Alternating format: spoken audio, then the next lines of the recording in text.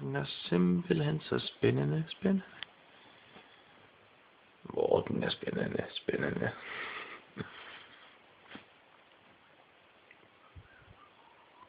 Emils fødder er spændende. Og Peter er spændende. Jeg ved ikke, om man kan styre kvaliteten af uploadet. Det er bare, at de ikke kommer til at uploade sindssygt store filer. Det kommer til at tage meget lang tid. Ja, det tror jeg. Også fordi jeg tror, YouTube også har en eller anden form for godkendelse software. Det har de. Og det er sikkert værre, når vi har store filer.